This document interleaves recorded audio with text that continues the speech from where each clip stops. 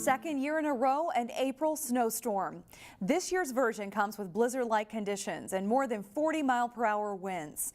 One of the larger snowfall totals in the metro area was in Maple Grove, with at least 8 inches of snow. Only in Minnesota is a statewide tornado drill canceled due to an April snowstorm. The spring storm isn't expected to wrap up until Friday. The spring blizzard led to an unexpected day off from school for thousands of students. Every school district in the CCX viewing area canceled classes and activities on Thursday. That led some principals, like Cooper's Frank Herman, to get creative.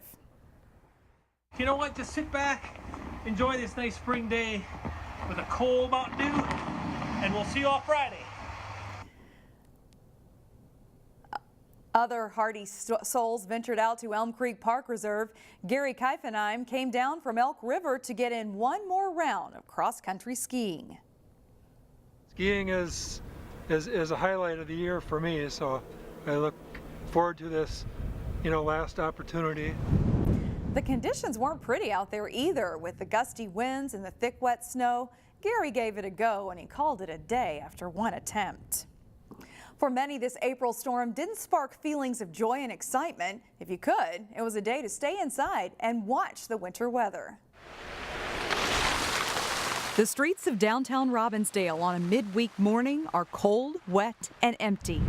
Winter wind whips the joy right out of spring. Today, there's hardly anybody out here.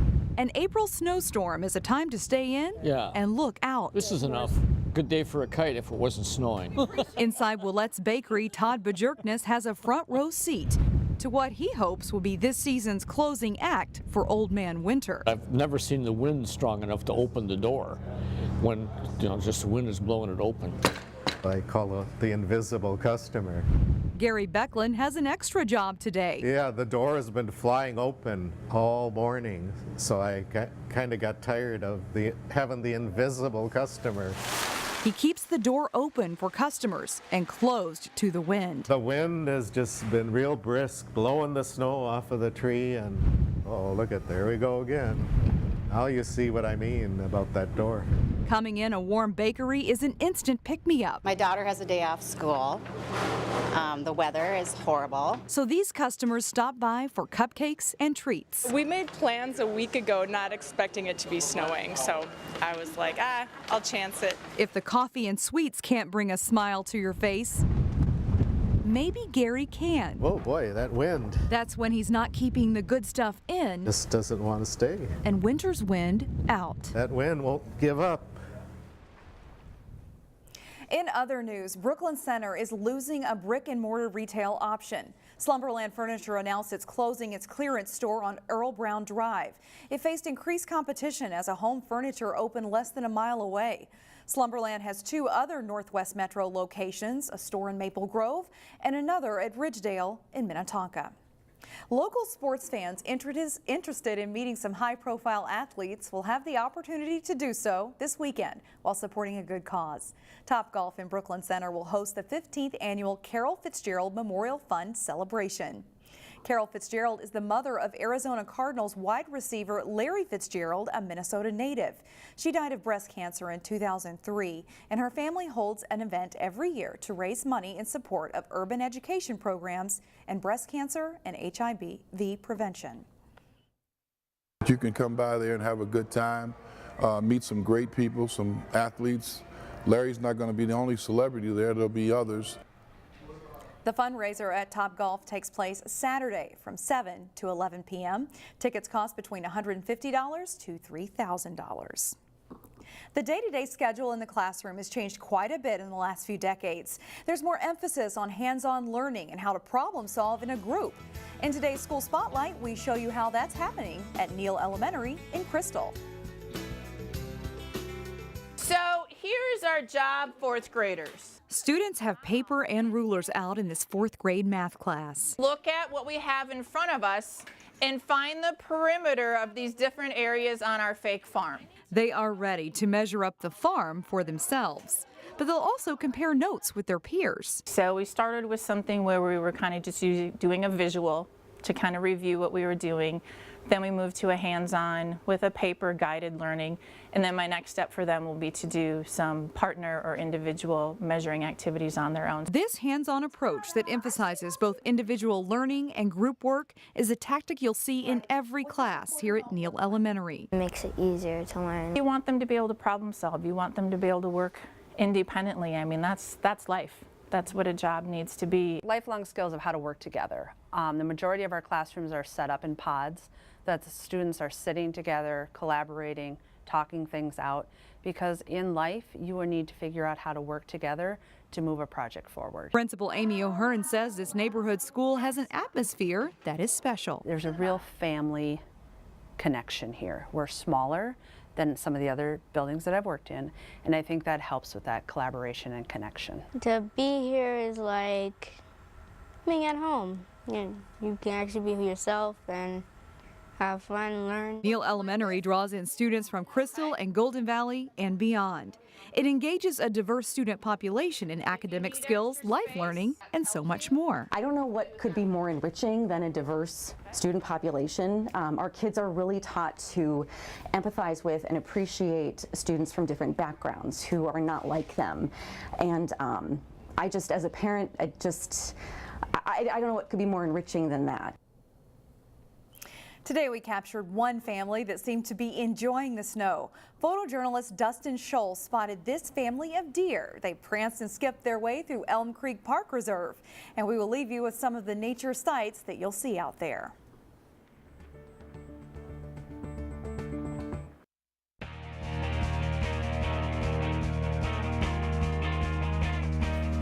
With a new head coach and mostly new varsity lineup a year ago, it was an inconsistent season for a Maple Grove boys lacrosse team that finished with more losses than wins. But the Crimson expect different results this season. 15 players who saw some varsity playing time from the Maple Grove boys lacrosse team in 2018 are back, and that experience should help.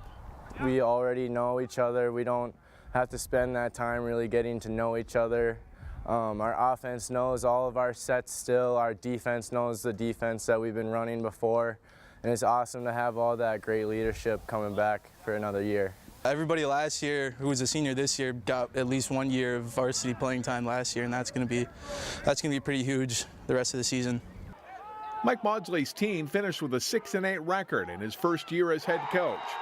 The second time around is a lot easier on both sides. I think it's a big key piece. We don't have a ton of time at the high school level to really coach our kids too much. So any little bit of tidbits I can know beforehand coming into this year was a lot. I knew a lot more of their tendencies, how they played, where I think they could help us in certain situations. And I think on the other end, I think they know what I expect now. Yeah, that is a big difference, a big factor last year, being that we had a new coach. You know, no one knew what to expect, but now this year it should be a lot better. Returning all-conference players Drew Heisler and Jack Duhame lead a talented group of players. The Crimson should push traditional Power Wayzata for the Section 8 title this spring. These guys are ready to take that next step. I think we have a great shot of taking it to state this year. With all the seniors we've got, I think we're really going to push super hard to get there. My whole goal is to kind of get Maple Grove to push and be competitive with kind of the guys I consider big dogs in all of Minnesota, your Minnetonkas, your Benildes, your Eden Prairies. I'm really trying to push this program to get to there. As of Thursday afternoon, the Crimson's Friday night home game with Armstrong is still on.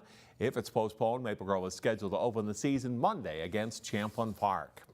The Osseo Park Center boys lacrosse team brings up a lot of new players to varsity this season, and so far the team is a work in progress. Here's Jason Malillo with more.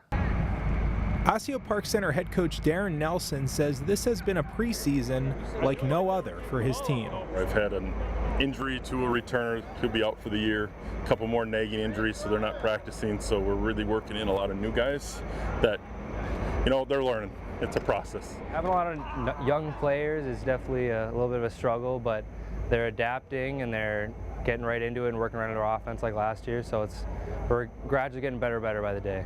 Senior midfielder Damon Lingassen will lead what could be a potent offense with scorers like Griffin Garrity, Ethan Brush, and Anders Coombs. It's just getting it gelled and making sure the guys that were role players last year kind of find a new niche this year and maybe step up and put some in the net for us too. On defense, juniors Sam Shaleen and Jack Johnson are key returners for OPC, and Jack White makes the transition to goalie after being a face-off specialist last season. Well, we had a younger goalie, and the coaches just felt that my game IQ, because I have a good knowledge about the game and I'm able to make good choices most of the time and able to get passes off, and they just thought I was the best fit. OPC lost a lot of close games in 2018, especially late in the season. At the time, it was disappointing, but now it's serving as motivation. We're making sure we're better conditioned so we're not dogging at the end, because how last year's games would go, we'd start off good, start to kind of die down, and then at the end, the fourth quarter, we'd come out and we'd start kicking some butt, and then it wouldn't, and we wouldn't have enough time to get back. I think it's just this year it comes down to effort and getting gritty and fighting for those ground balls and leaving it all on the field. Jason Malolo, CCX Sports. Osseo Park Center's first game is scheduled for Monday at Anoka. That's all for sports. More news after this.